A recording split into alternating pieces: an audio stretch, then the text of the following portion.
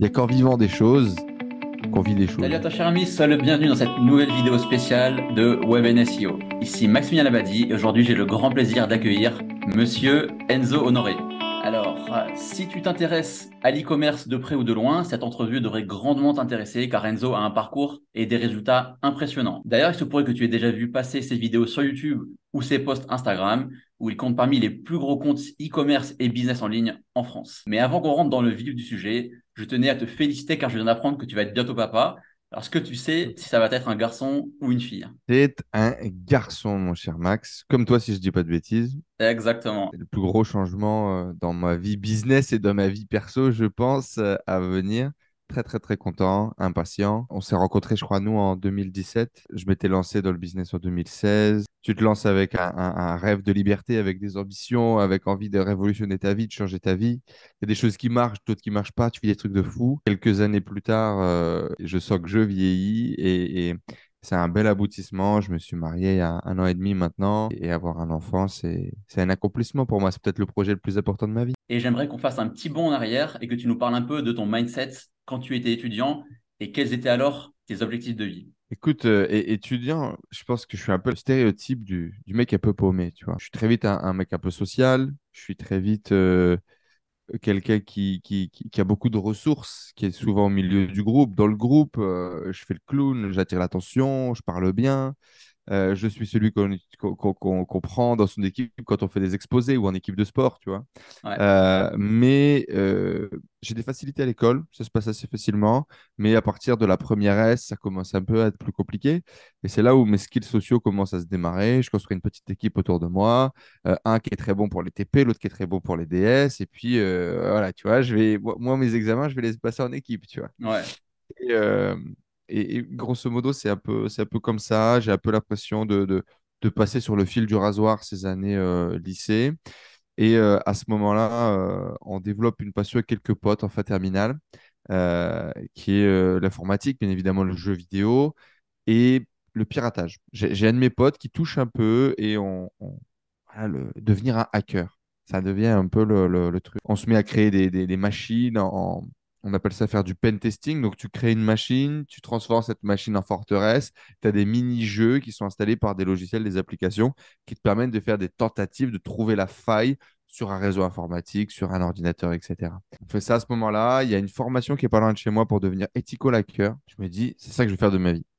Et mon père me dit, tu seras ingénieur, mon fils, tu ne vas surtout pas aller à la fac, il faut que tu fasses une école d'ingénieur, il faut que tu fasses une école d'ingénieur. À ce moment-là, un peu de colère, je trouve la seule école d'ingénieur qui est pas trop loin, mais qui est payante. Donc je sais qu'on peut pas payer l'école, tu vois. On n'a pas l'argent pour payer une école privée. Et donc je dis, bah voilà, tu veux que je sois ingénieur, c'est ce prix-là qu'il faut payer. Sinon, laisse-moi partir faire mon truc de ethical hacker, qui était pour le coup, du coup, une licence. Écoute, de rage, mon père va casser son plan épargne entreprise pour pouvoir financer l'école en me disant, bah voilà, maintenant, tu n'as aucune excuse, tu vas devenir ingénieur. Moi, je me retrouve pas vraiment dans l'école, encore moins dans l'école d'ingénieur. Alors, c'est une prépa intégrée, c'est assez cool niveau maths et scientifique. Clairement, la décision de faire une école en 5 ans en prépa intégrée, c'est aussi parce que je pense que j'ai pas la capacité de faire une prépa. Voilà, aussi un peu, tu vois, le mindset d'un point de vue confiance en moi, travail, etc. Mais je me dis quand même que ça va le faire, tu vois. Et donc, on part avec trois de mes potes dans cette même école. On trouve tous des financements et des moyens différents pour le faire, mais on y va. Et là, j'ai jamais autant joué aux jeux vidéo de toute ma vie. C'est le cas de le dire, on joue pendant les cours. À partir du moment où tu as un ordinateur avec toi à l'école, ça change tout, quoi, tu vois. Ouais, c'est clair. Et on foutait le bordel. On s'est retrouvé une classe de 14 énergumènes. Tu sais, c'est une école d'ingé, ça s'appelle Super Info. T'as Ouais. beaucoup de geeks, beaucoup de mecs qui passent leur temps à jouer à Donjons et Dragons. C'est un stéréotype et en même temps, c'est une réalité. Nous, à ce moment-là, on est une classe un peu différente. On va aller en boîte de nuit et tout avec pas mal des mecs avant même de démarrer la promo. Et on va démarrer sur ce truc-là où on joue et en même temps on va en boîte, en même temps on sort, en même temps on est social, tu vois. Et ouais, je vais m'investir un peu dans le bureau étudiant en deuxième année. Je vais plus souvent être en boîte en soirée que à l'école. Mais à ce moment-là, en première année, il se passe un truc de fou dans la vie de mon pote, justement avec qui je pars en école. Avant qu'on fasse la rentrée, il se fait virer de chez ses parents. Et quand il se fait virer de chez ses parents, dans un contexte complètement dingue, où ses parents le font interner, dans un hôpital psychiatrique et tout. Et moi, à ce moment-là, je fais sortir mon pote de l'hôpital psychiatrique. En gros, il faut attendre qu'il soit majeur pour pouvoir signer, etc. Et on fait toutes les démarches. Il sortait qu'une copine à moi à l'époque. Et on fait tout un tas de démarches pour l'émanciper et qu'il prenne sa liberté, qu'il retrouve son père qu'il n'avait pas vu depuis 15 ans. Des histoires de malades. Et en fait, à ce moment-là, ça crée un peu Us vs Them, tu vois. Et on part en croisade, en fait. Et moi, à ce moment-là, avec mon pote, qui lui avait déjà un peu il avait plus d'expérience un peu dans le développement, il avait plus d'expérience un peu dans le hacking, tu vois. À ce moment-là, on part en mode, on va la niquer cette vie, tu vois, on va gagner. Et donc, on prend le costume qu'on a eu pour la remise des diplômes du bac. On se dit, voilà, on va monter une boîte et on va devenir millionnaire. On met le costume qu'on a eu pour la remise du bac, on va dans les rues de Valenciennes, tu vois, on toque aux portes des commerces et on leur dit, on va vous créer un site internet. Lui, il faisait déjà un peu de PHP à l'époque et tout ça. Et il crée un site vitrine qui s'appelle Nester Design et on crée une première agence de création de sites. C'est là que tout démarre clairement parce que même en t'en parlant là, je l'ai déjà raconté un peu cette histoire, mais rien qu'en t'en parlant, je mesure à quel point effectivement ce US VSDM, cette énergie qui vient du fond des tripes et qui me caractérise toujours. Faire des choses en équipe, être à plusieurs avec des potes et taper des barres et essayer de faire des projets qui nous dépassent. C'est finalement ce qui caractérise aussi les projets que je développe aujourd'hui, tu vois. Ouais. Et donc, on développe ces trucs. Ça marche un peu, ça marche pas trop, mais ça me pousse à commencer à mettre les mains dans les sites. Alors, au départ, on faisait des sites à la main. Puis ensuite, on a commencé à utiliser Joomla à l'époque. Ouais. Et ça démarre. Et en fait, je vais démarrer ma carrière d'entrepreneur. Alors, elle avait déjà démarré un peu avant, mais je vais vraiment la démarrer un peu plus sérieusement à ce moment-là. Il y a notamment ce prof de management qui va me faire confiance, qui va me faire présenter son associé, qui va m'inviter à des dîners. Et nous, on va le pitcher lui, tu vois, pour essayer de trucs. Et je me souviens que le premier business plan que je vais écrire, réaliser, alors que je sais même pas ce que c'est à ce moment-là. Et je vais lui pitcher mes idées comme si c'était un investisseur, tu vois. Et je vais jouer à l'entrepreneur, en fait. Ouais. Et ça va jamais arrêter. C'est assez ouf parce que finalement, ouais, j'allais demander, est-ce que tu avais déjà cette fibre entrepreneuriale quand tu étais étudiant? Est-ce que tu Ouais. étais le mec qui allait vendre des trucs à tes potes et Complètement. débrouillard comme ça? Ouais, complètement. Ça a démarré très très tôt. Je pense à l'école primaire. J'ai changé l'époque, je revendais l'époque, j'ai changé des cartes pour avoir mieux. J'ai jamais manqué de rien. Je viens d'une famille moyenne où mes deux parents ont travaillé toute leur vie. Mon père travaillait à l'usine, ma mère était assistante dentaire. Donc dans le nord de la France, c'était OK, tu vois. Hum, hum, C'était hum. OK. Et on allait en vacances. Tu vois, mais il y a plein de choses qu'on n'avait pas. Et moi, je dis toujours, j'ai grandi, je ne manquais de rien et je rêvais de tout. Et c'est tout ce que tu peux pas avoir de toute façon qui te donne envie. Et puis effectivement, mes parents m'ont jamais donné d'argent de poche. Je me suis bloqué du dos et j'ai dû arrêter le sport vers l'âge de 16 17 ans. J'étais très très très sportif. Et j'ai dû arrêter. À ce moment-là, je suis vraiment tombé dans les jeux vidéo et dans les ordinateurs. Quand je dis dans les ordinateurs, c'est que, bah, par exemple, pour avoir mon ordinateur, mes parents m'ont acheté mon premier ordinateur. C'était 700 francs, je crois, à l'époque, quand j'étais primaire collège. C'était Windows 98. C'était éclaté au sol, quoi. Ouais, Et en fait, mes ordinateurs d'après, j'ai dû en avoir un peu plus puissant. Et après, j'ai fait du troc. d'accord. Donc, T'es monté en gamme après. revendre des pièces, acheter des pièces, monter l'ordi toi-même. Je me souviens que très très tôt, j'achetais de la pâte thermique, le processeur, je montais le bazar. Ça aurait pu exploser 10 fois, tu vois. J'avais aucune idée de ce que je faisais, Ouais. mais je le faisais. Et donc au début, je démontais les vieux ordinateurs, les anciens ordinateurs du cabinet dentaire dans lequel ma mère travaillait, tu vois. Je leur Hum. demandais de récupérer les machines, et je faisais des tests. Ça, c'était des Python 4, etc. On s'en foutait, quoi. Je pouvais les brûler, ça changeait rien. Et puis un jour, c'est comme ça que j'ai réussi à avoir mon premier dual core, mon premier quad core que j'ai overclocké pour jouer à Counter-Strike. Voilà, en gros. Et oui, effectivement, la fibre entrepreneuriale elle a toujours été là. J'étais inspiré, impressionné par les gens déjà qui faisaient du business et tout, par les Hum. entrepreneurs, principalement pour gagner de l'argent, hein. Et pour raison d'influence aussi, raison de pouvoir, raison d'influence. Ouais. Mon père a pas mal de potes entrepreneurs autour de lui et je voyais bien que l'entrepreneur, c'était un peu le super-héros moderne, quoi. C'est le mec qui te faisait vivre des trucs, qui t'amenait à droite, qui t'amenait à gauche, qui pouvait te faire éviter les listes d'attente. Je voyais le pouvoir du truc, je voyais l'influence du truc et je voyais l'argent. Et puis ça a continué, par exemple en école d'ingénieur, en parallèle du coup de développer ces projets-là. Je vends de tout. Les trucs les plus drôles, je pense, parce que ça. J'ai un pote de l'école d'ingénieur qui a justement acheté un appartement hier pour le mettre en location. Et Ouais. donc, du coup, je le vois passer ça sur le feed Facebook et je laisse un message. Ah, t'as acheté pour louer et tout, une colocation, félicitations. Je pense que c'est une super stratégie pour t'enrichir. Et il a répondu, j'ai commencé à avoir mon premier changement de mindset quand tu m'as vendu une montre à l'école d'ingénieur. Tu sais, je vendais les montres chinoises à LED. Moi, j'étais deuxième main là-dessus. C'est pas même pas moi qui sourçais. Et j'avais mon pote qui sourçait. Moi, je le rachetais, je le revendais. Donc, c'était un pote du lycée. Et moi, je revendais derrière à l'école d'ingénieur. Et ouais, je sais pas, j'achetais la montre 5, je la revendais 10. J'étais content, quoi. Et le Ouais, truc le plus grave. drôle que j'ai vendu à l'époque, on allait en Italie, parce que mes grands-parents sont italiens, ils font partie de la vague d'immigration des années 60 pour travailler dans le nord de la France, dans les mines, dans la métallurgie, etc. On allait en Italie tous les ans, du coup. Et c'est la mode où Cristiano Ronaldo mettait des grands chapelets en nacre blanc. Et donc, bah, là, en fait, j'achetais des chapelets en Italie, 1, 2 euros sur les marchés principalement. Et je les revendais du coup en France 10, 12 euros parce que tout le monde voulait un petit chapelet pour aller en boîte de nuit et que ça fasse sympa, quoi. Tout le monde se foutait un peu de ma gueule, ouais. Je vendais des chapelets. Mais je commençais à faire des trucs. Les chapelets me permettaient de racheter un billet d'avion pour retourner en Italie. Et voilà, ça a commencé là, quoi. Et aujourd'hui, finalement, je continue un peu à vendre des chapelets et des montres, mais sur Internet. C'est énorme, ouais. C'est énorme. Donc, du coup, tu as commencé très tôt à faire de la vente et la vente en ligne, donc e-commerce, ça, c'est à partir de quand que tu as démarré sérieusement? On est en deuxième année d'école d'ingénieur, je crois. Euh, à force de faire ces petits business et de plein de passions, donc je me mets dans plein de groupes, je suis avec plein de gens, enfin, tu as compris le truc très social. Et plus jeune, j'avais commencé à jouer au Magic. C'est Magic the Gathering, des cartes à collectionner, un peu jeu de stratégie, c'est les échecs, mais avec un univers fantastique autour, quoi. Ouais, Euh, j'adore, je me passionne pour le truc, je vais y jouer une fois par semaine, deux fois par semaine, et puis comme n'importe quelle discipline dans laquelle j'arrive, je me mets avec les plus vieux de la salle, les plus expérimentés, et puis je veux apprendre les vraies règles, les stratégies, comment est-ce qu'on devient meilleur.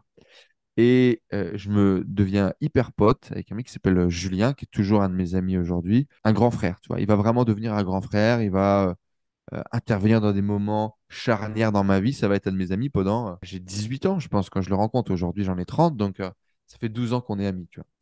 Et à ce moment-là, du coup, on devient potes. Lui, ça l'amuse, tout ça. Et lui, il gagne de l'argent avec Magic. Comme beaucoup de gens qui jouent aux jeux de cartes à collectionner et qui sont vieux dans l'industrie, ils achètent et ils revendent des cartes pour pouvoir financer bah, leur passion. Il fait un peu de bénéfices en plus, mais surtout, il finance sa passion. Et ouais, donc, lui, il a énormément de distance avec l'argent, avec les cartes, c'est pas important pour lui. Alors que moi, chaque bout de carton à 5 euros, je trouve ça cher. Tu vois. Et donc, c'est très, très drôle. On va créer cette relation-là. Et puis, à un moment donné, je vais lui proposer de développer un projet. Parce que lui fait déjà de l'achat-revente. Et moi, je vois que les marchés de collectionneurs et les marchés de passion comme ça, c'est des marchés qui sont assez fous, où les gens sont capables de mettre une somme d'argent incroyable dans un morceau de carton, ouais, et encore plus quand ils commencent vraiment à être très avancés. Et très avancé dans Magic, ou dans n'importe quel jeu de cartes à collectionner, Pokémon, One Piece, etc. Parce que bien évidemment, je les aime tous, même si j'ai de petites préférences pour Magic. Quand tu commences à être un gros joueur, tu veux toutes tes cartes et avoir ta collection complète. Ensuite, tu veux avoir toutes tes cartes et tes cartes préférées dans leur version spéciale. Version spéciale, c'est-à-dire brillante, c'est-à-dire avec une image, ce qu'on appelle alternate, c'est-à-dire un design différent, spécifique, etc., qui va du coup être plus rare. Qui dit plus rare dit plus cher. Et à ce moment-là, ce qui est à la mode, c'est le russe brillant ou le japonais brillant. Beaucoup plus compliqué à trouver et beaucoup plus stylé, grosso modo, parce que c'est différent. Et donc à ce moment-là, moi j'ai ma cousine qui fait des achats au Japon et qui est elle collectionneuse de mangas et de choses comme ça. Et je négocie un peu avec elle pour avoir ses contacts, pour savoir comment est-ce que je peux faire pour acheter des cartes au Japon, me les faire livrer. Et grosso modo, la valeur d'une carte pouvait aller de 1 à 10, de 1 à 50. Si tu waouh. avais un peu de chance sur le tirage, tu pouvais vraiment gagner beaucoup d'argent. Et ben, on démarre comme ça. Et donc, Jap Magic Card naît. Je crée un site sous PrestaShop que je galère à faire parce que PrestaShop, c'est compliqué, que je ne suis pas un bon développeur, je ne suis pas bon particulièrement avec la technique. À cette époque-là, ma copine, elle est en art plastique. Je demande à une de ses copines de classe de me faire mon logo. Et au final, mon site, je m'en servirai jamais. On vendra tout via le Bon Coin et via mon pote, du coup, via les sites, en fait, qui sont des espèces de sites d'échange, des sites de bourse de cartes. Hmm. Le site va être opérationnel Oui, avec PayPal uniquement, bien évidemment, parce qu'à l'époque, je ne me voyais pas installer le système de banque, de TPE, de machin. Bien évidemment, il n'y a pas de société, il n'y a rien derrière, hein. On est vraiment en roue libre totale. ouais, Et donc, on va vendre via les plateformes qui sont spécialisées. On va écouler le stock. Finalement, on n'a pas eu de gros hits. On n'a pas gagné beaucoup d'argent. Donc, on aura gagné tout le stock de cartes qui nous reste. Mais on va pas relancer l'expérience. Mais c'est là la première fois, je vais vraiment essayer de lancer un business de vente en ligne. Et par contre, la première fois où ça marchera, ça sera en 2016. Donc, il y aura un bond dans le temps qui est énorme avant que là, vraiment, je me mette au e-commerce. D'accord. Ouais. Est-ce que tu peux nous parler de cette première expérience à succès hein, en e-commerce? Alors, à succès, c'est un grand mot, mais on va dire que c'est les premières ventes, quoi. On est en 2016. Je suis commercial à Paris dans une agence web. Donc, principalement, ce qu'on fait, c'est qu'on crée des sites internet et des applications mobiles. Ce départ à Paris, pour moi, c'était vraiment l'ascension sociale. C'est en moins d'une semaine, je suis parti de chez mes parents dans le nord de la France pour aller à la capitale. J'étais allé 2 fois à Paris quand j'étais enfant pour aller visiter. Tu vois. J'avais aucune idée de ce que c'était que de vivre à Paris, notamment en banlieue, puisque je vais vivre dans le 93 à Rosny-sous-Bois, dans un appartement de 17 mètres carrés. Ça n'a aucun sens. Ouais. Bon, bref. J'ai grandi dans une banlieue avec un vélo, avec un jardin, tu vois. Bref. Et donc, me voilà partir à Paris.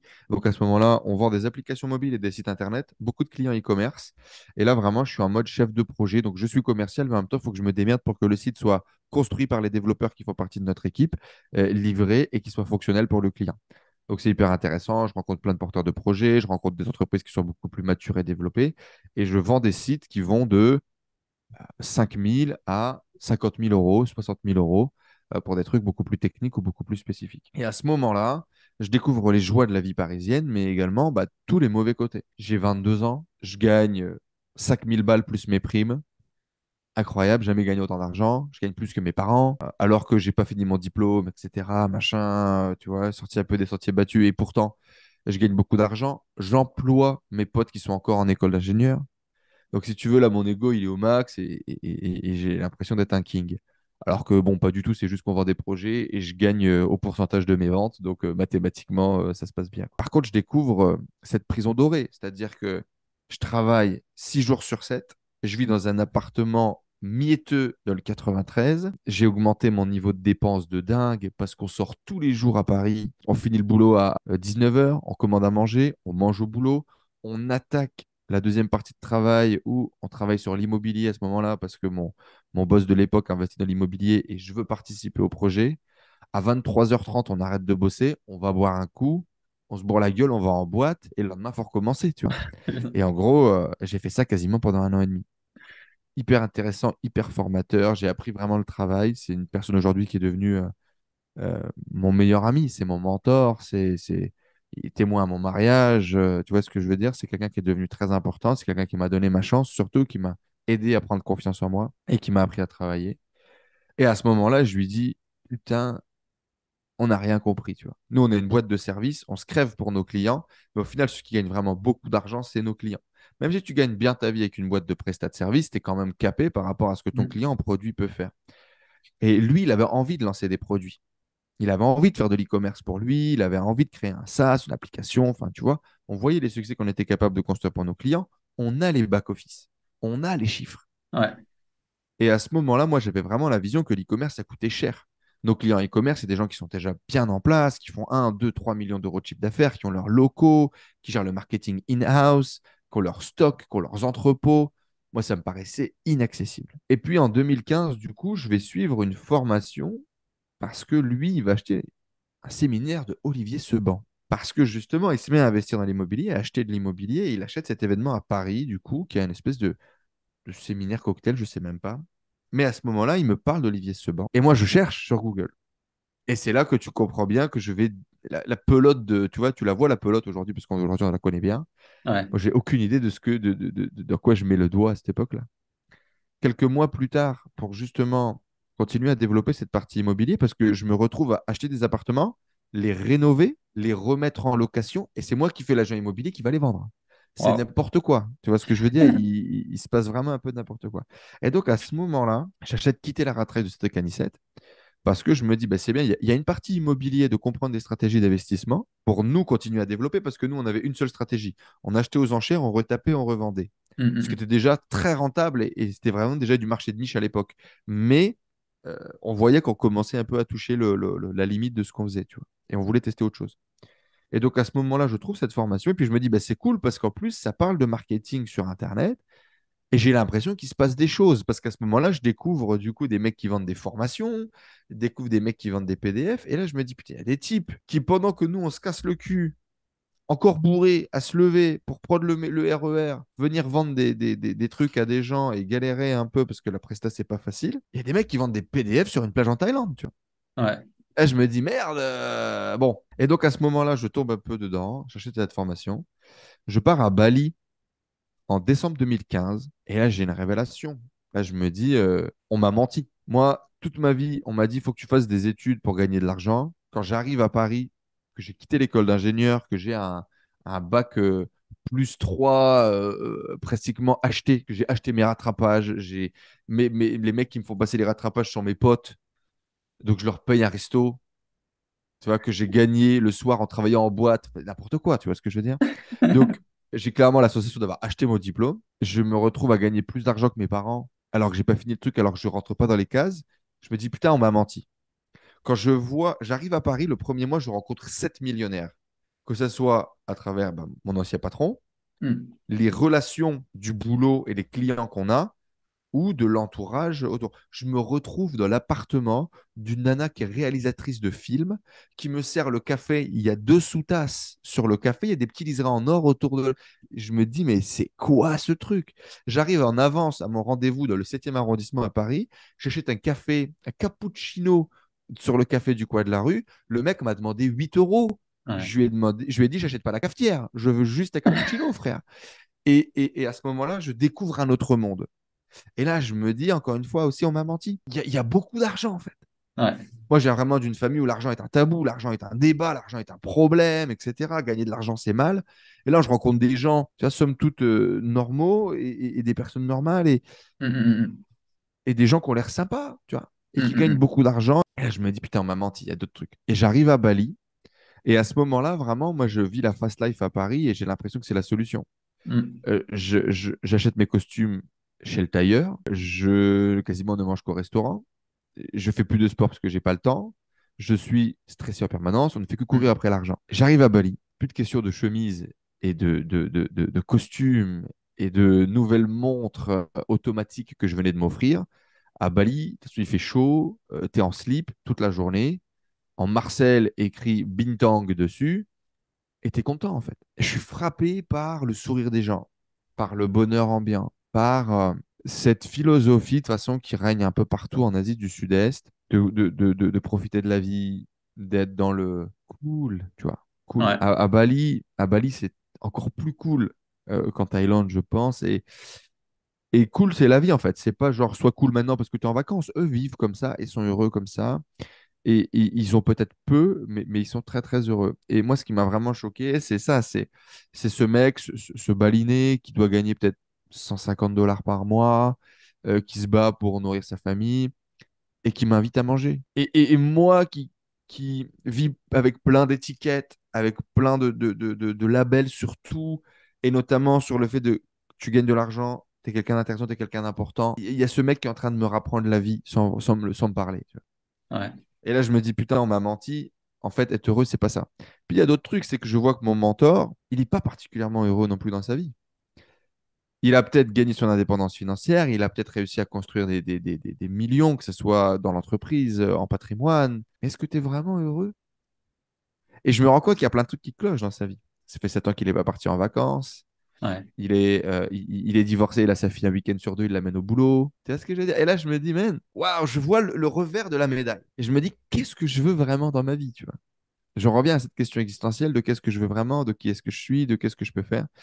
Et là, je me dis qu'il y a peut-être autre chose, tu vois. Et là, je Ouais. lui dis, écoute, il faut qu'on fasse des business qui ne dépendent pas de notre temps, il faut qu'on puisse gagner Hmm. des revenus qui ne soient pas limités par rapport à ce qu'on fait et par rapport à nos clients. Et moi, le dimanche, je me souviens, un dimanche, 8 heures du matin, je me réveille là dans cet appartement de 17 mètres carrés à Rosny-sous-Bois, mon pote, dans un clic-clac. Mon téléphone sonne, je réponds. Et là, c'est un client important, justement, millionnaire, tu vois, pour qui je regarde de haut, je regarde d'en bas, tu vois, qui m'appelle, qui m'insulte au téléphone, en me disant que le lancement, c'est demain, et que les produits sont pas prêts, que le site n'est pas fini, et que c'est de la merde. Et là, je me retrouve. à faire les descriptions produits, des trucs que j'ai même pas signé ou vendu. Je suis pas en contrôle de ce que je fais. Je suis en train de subir la volonté de mon client. Tu vois. Ouais, Bien sûr, je traite et je passe tout mon dimanche sur Skype avec mon pote qui est encore à l'école d'ingénieur qui va m'aider à finaliser les fiches produits qui n'ont pas été terminées ou les trucs qui marchent pas. Tu vois. ouais.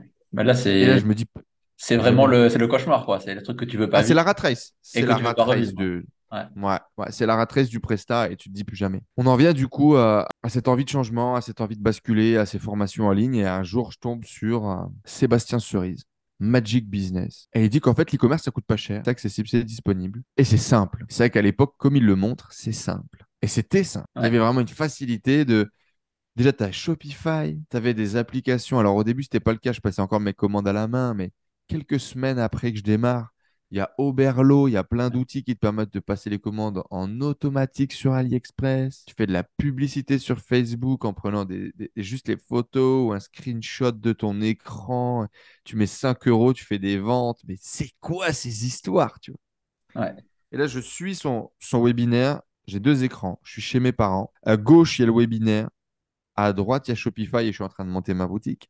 Durant le webinaire, il montre des bracelets Bouddha. C'était à la mode à l'époque. Je réfléchis pas. Bracelet-bouddha.fr et je fais le truc. Et quelques semaines après, je pars en Thaïlande. Et ça y est, le site, il est fini. J'ai mis longtemps, hein. J'ai mis longtemps, j'ai galéré, machin. Le site, il est fini. Et puis je dis, voilà, je suis en Asie. J'en profite d'être en Asie pour trouver des fournisseurs pour revendre des bracelets, des trucs et des machins. Alors, c'est sûr que je faisais des photos sur les marchés en Thaïlande, etc. Mais ça partait d'AliExpress. Ouais, Et je fais mes premières ventes sur Facebook, non pas en pub, mais en naturel. Donc j'ai fait un post en gros sur mon mur Facebook, quoi. Et puis comme j'avais l'habitude de vendre des trucs, bah, ça choquait un peu personne. Et donc là, je vends ça. Et j'entends le shling du Shopify qui vend le premier bracelet Bouddha. Et le même jour, j'avais construit également un espèce d'accompagnement slash club slash je sais pas quoi. Ça s'appelait le bateau pirate.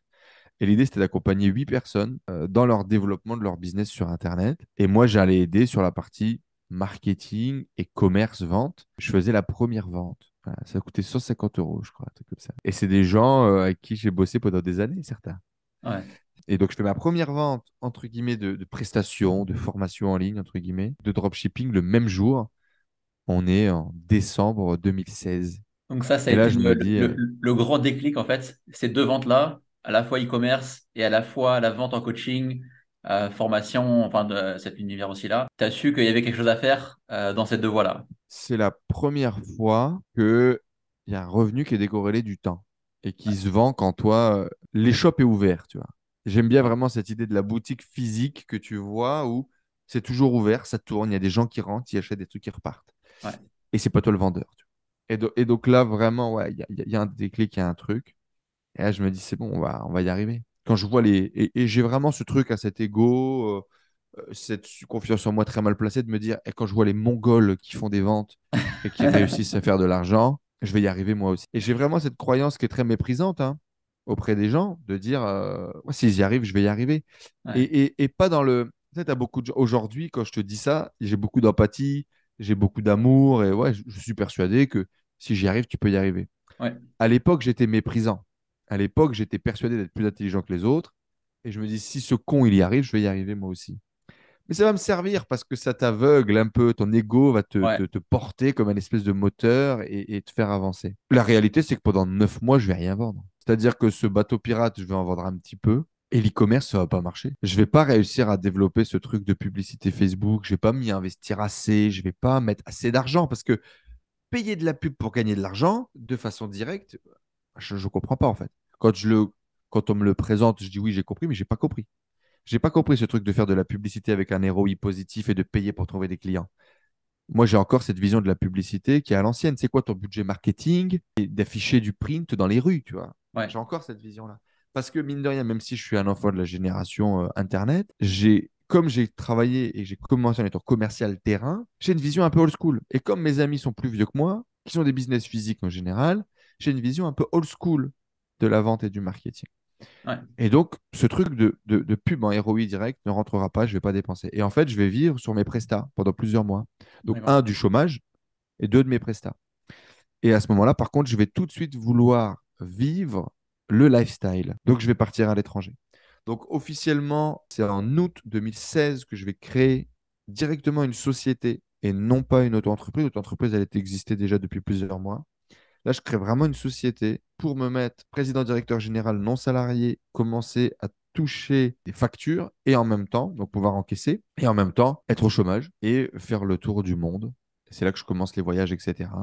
Et au moment où je fais ma première vente, je suis à Koh Chang, en Thaïlande, dans un village de pêcheurs. euh, et je vais faire mon premier Noël à l'autre bout du monde, tout seul. Et c'est les premières rencontres aussi qui vont forger ce voyage, ces envies et les rencontres lunaires, parce que je vais passer Noël avec un petit couple de retraités qui a acheté un bateau et qui fait le tour du monde. Et encore une fois, tu te dis, tiens, peut-être que la vie n'est pas uniquement ce qu'on m'a dit qu'elle était, quoi. Le fait de voyager, ça t'ouvre énormément de portes, ça t'ouvre l'esprit sur énormément de choses.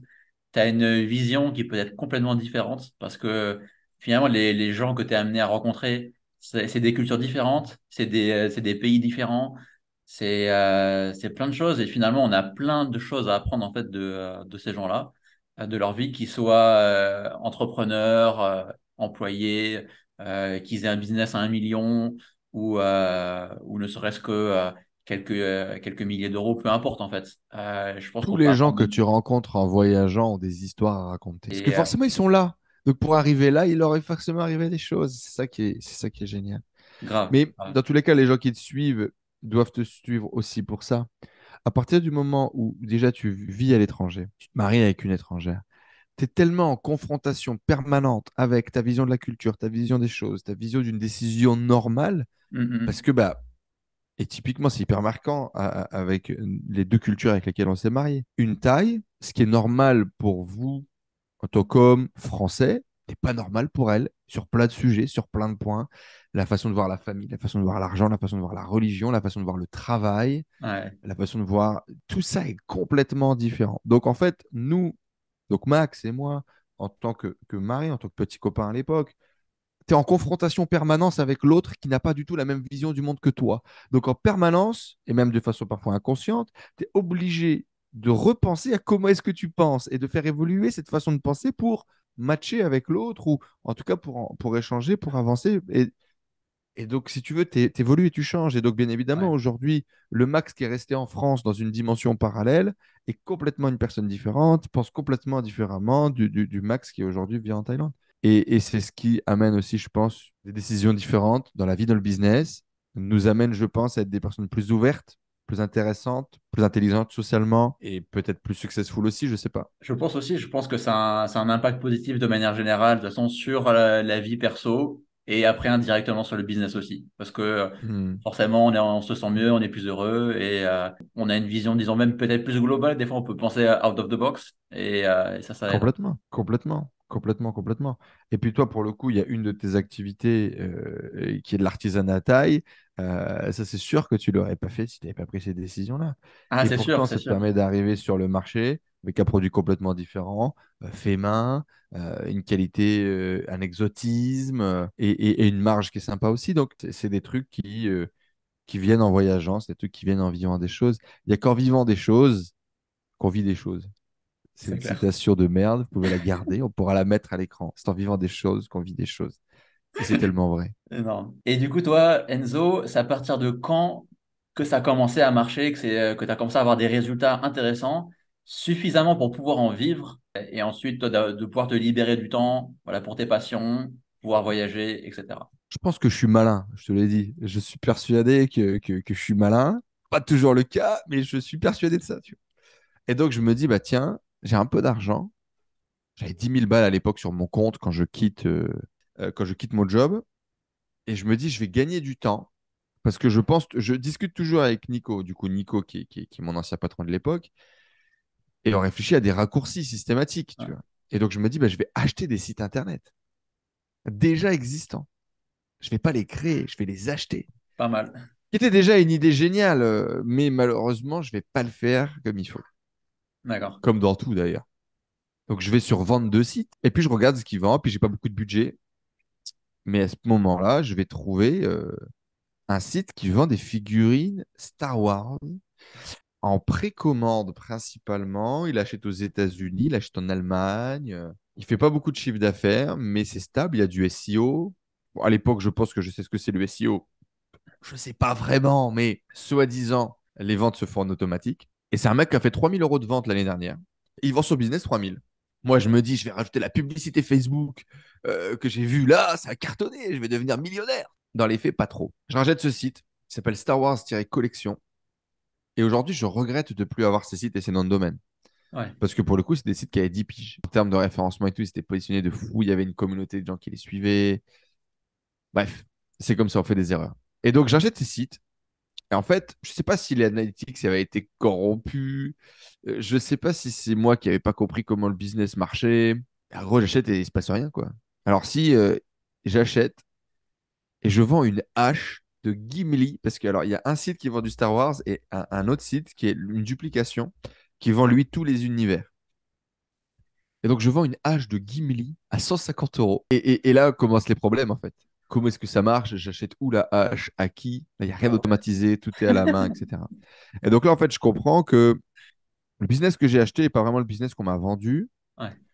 que il y a, oui, un système de précommande, que oui, c'est fonctionnel, mais par exemple, si tu achètes au fournisseur en Allemagne, il faut faire du stock. Le stock, il faut le mettre chez toi. Il faut acheter un minimum de 1 500 € de commande, etc., etc. Ouais. Et l'autre grosse partie du business, c'était la revente de sabres laser très chers, à genre 300 ou 400 ou 500 euros. Et là, pour le coup, par contre, les gens, ils veulent les sabres laser, genre la date de la sortie. Et donc là, oui, tu fais des pre-orders que tu achètes aux États-Unis, machin, etc. Mais encore là, il fallait se les faire livrer à la maison, les réexpédier aux clients. Il y avait tout un truc qui n'était pas vraiment carré ou maîtrisé. Mais bref, c'est à ce moment-là que je tombe dans les trucs, dans les pieds et dans les mains de ce business. Ça fait pas les ventes que j'attends. J'ai quasiment pas de retour sur investissement, mais de rage, je me dis, OK, j'ai pas de retour sur investissement, je me suis fait niquer. Moi, je me suis fait niquer, moi. Je transforme les sites qui sont à l'époque, je sais pas si c'est du WooCommerce ou si c'est du PrestaShop, mais à l'époque, ça m'a l'air la même merguez, quoi, la même merde. Peut-être Joomla, je sais rien, Joomla e-commerce, peut-être. Je garde le nom de domaine, je transforme le truc sur Shopify et je me dis, moi, je vais vendre, moi. Moi, je vais vendre, je vais pas rester sur un échec. Et je réutilise les noms de domaine, je réutilise ces produits blacklistés qu'on n'a pas le droit de vendre. Et je les vends comme un petit enculé pour récupérer mon argent de rage de m'être fait niquer, quoi. Et du coup, toi, t'as pas eu de soucis de copyright vis-à-vis de Disney, Marvel, tout ça? Non. Franchement, je sais plus. Il y a dû avoir des stripes qui ont sauté, je pense. Mais t'as vraiment la sensation, effectivement, j'ai fait ça pendant quelques mois, t'as vraiment la sensation d'être un petit bandit, tu vois. Et ce côté un peu rebelle, pirate, je suis un gros fan de One Piece en même temps, tu vois. Ce petit côté rebelle, pirate, de jouer un peu avec les règles et machin. À ce moment-là, il m'excite, il m'appelle et puis ça marche. Donc, si tu veux, tu prends confiance en toi et ça commence à marcher. Donc, moi, c'est vraiment l'e-commerce qui a été le truc qui m'a permis de gagner un petit peu d'argent, qui m'a permis de continuer à voyager et de continuer tout ça et d'y croire, en fait, de continuer à travailler.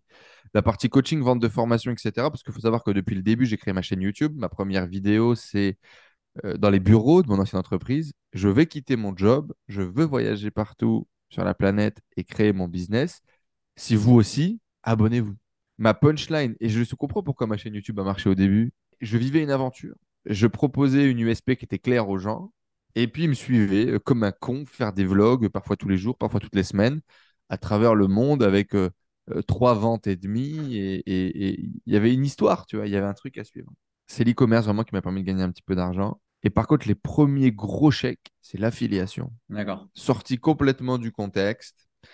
Un jour, je rencontre un gars de l'e-commerce et ce mec-là, il me dit, ouais, voilà, regarde, je fais un truc qui s'appelle du copy trading. Oh, il copie soit un trader, soit un robot et c'est incroyable. Je gagne de l'argent tous les jours en dormant. Moi, je suis naïf. Moi, je connais pas encore tous ces trucs d'Internet, tu vois. À ce moment-là, on est en 2016, début 2017. Et il me dit, écoute, c'est incroyable, j'ai gagné de l'argent en dormant, c'est stable, ça marche. Regarde, il y a les stats du mec, ça fait 1 an qu'il gagne 10% par mois. Mais tu sais, le mec, il a mis 2 3 000 € quoi, tu vois. Mais moi, à ce moment-là, il me dit, écoute, c'est fou. Et moi, je lui dis, pourquoi on ne le revend pas? Imagine si on est capable de faire gagner à tout le monde 10% par mois, combien d'argent on va gagner? Et là, on crée un business en une soirée, quoi. C'était vraiment dans ce truc de testing et tout. Et donc, je me souviens, j'écris, je suis sur Evernote, j'écris un script de vente. Bonjour, je m'appelle Mathieu. J'ai un double diplôme, ingénieur en informatique et passionné de trading. J'ai trouvé cette solution qui me permet de, en copiant simplement, j'arrive à gagner ce que les traders professionnels gagnent, etc. Et je fais une VSL shady au possible qu'aujourd'hui je ne présenterai à personne. Où effectivement je ne donne pas mon nom ni ma tête parce que j'ai peur de que ça marche pas, que ce soit de la merde ou je sais pas quoi. Ouais. Et on crée ce personnage fictif. On trouve un nom, trader autopilote. Je crée une page de vente sur ClickFunnels. J'enregistre l'audio de la VSL. Je fais le montage de la vidéo. Et le lendemain, j'ai la première personne qui rejoint, quoi. Tu as fait la promo via ta chaîne YouTube ou tu as fait un petit peu publicitaire? Sur mes réseaux et sur ma chaîne YouTube. Ok, Et dans mon entourage. Je aussi. suis tellement persuadé d'avoir trouvé un truc génial pour faire gagner de l'argent à tout le monde dans mon entourage. Et Ouais. donc là, je reprends ma casquette de commercial. En fait, j'appelle les gens et je leur vends un truc. Ça coûtait rien. Moi, je vendais ma méthode 99 balles. On les aidait à installer le truc. En gros, on faisait un service d'installation du système de robot, quoi, tu vois. Ok. Et après, ils déposaient ce qu'ils voulaient déposer à partir de 500 balles. Parce que là, je découvre un autre business, c'est l'affiliation. Ouais. Et les plateformes de trading, c'est incroyable le business qu'a l'air, ça. Et c'est Ouais, pour ça d'ailleurs qu'aujourd'hui, il y a tous les traders qui vous racontent n'importe quoi et qui vous vendent n'importe quoi et qui vous vendent du luxe à crever. Parce qu'en fait, moi, 6 mois après que je sois dans cette industrie-là, on me proposait jusqu'à 800 euros ouais. quand quelqu'un s'inscrit sur une plateforme et déposait 500 balles.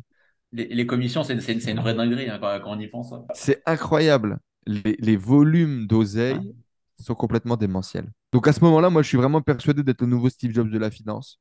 Je vais révolutionner les finances personnelles de monsieur, madame, tout le monde. Et donc, il faut que j'en parle à tout le monde. Mais quand je dis j'en parle à tout le monde, je fous ma famille dedans et tout, on y va, quoi. Et tu réussis L'intégralité de à faire venir l'argent, du monde parmi tes connaissances, donc. bah ouais. Ouais, je fais rentrer peut-être 50 personnes assez vite. Ah ouais, donc c'est pas mal. Là. Ça te fait 50 fois 100, ça te fait 5 000 euros, quoi. Ça fait 5 000 euros, mais c'est surtout que au début, on prenait 250 dollars de com de négociation quand ça arrive sur la plateforme, et Ouais. j'ai vite négocié en montant à 500 dollars. Ah Parce ouais. que j'ai rencontré un mec qui s'appelle Raphaël Carteni en allant en Roumanie, parce qu'il allait traîner en Roumanie. Donc je suis allé là-bas en Roumanie pour le rencontrer. Et du coup, bah, quand tu es à l'étranger, machin, même s'il commençait à avoir un peu de popularité, etc., quand tu es à l'étranger, bah, en général, tu es plus ouvert à rencontrer des gens. Ouais. Et donc, je le rencontre là-bas, je reste avec lui, je squatte avec lui pendant une semaine ou deux. À ce moment-là, lui, il y a un autre pote qui s'appelle Martin, qui lance un business justement dans la trading, etc. Raphaël me dit le deal de Martin alors qu'on a la même plateforme de trading. Et Ouais. donc, moi, j'appelle la plateforme de trading pour renégocier mon deal. Et c'est là que je monte à 500 balles par inscription. Ouais, trop bien. Et donc là, c'est n'importe quoi, parce que là, tu fais 50 fois 500, ça fait beaucoup d'argent, quoi. Tu passais par eToro ou par une autre plateforme? Hein?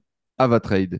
Avatrade, super. Mais en gros, le truc, c'est que à ce moment-là, bah, je prends un virement à 10 000 dollars, je crois, de commission d'affiliation qui nous est payé par le truc. Et là, j'ai jamais vu autant d'oseille. Ouais. L'affiliation, pour le coup, c'est vraiment du net, machin, tout ça.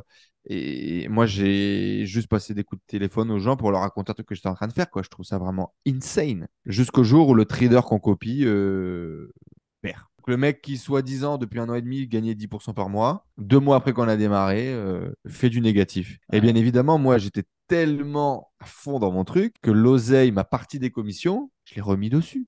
Ok. All-in. Bah, si j'ai gagné, tu vois, moi, je suis un gars qui est cohérent. T'y J'ai croyais? trouvé Bah une oui. stratégie pour gagner de l'argent. J'y Bien croyais, sûr. donc je fous de l'argent dessus.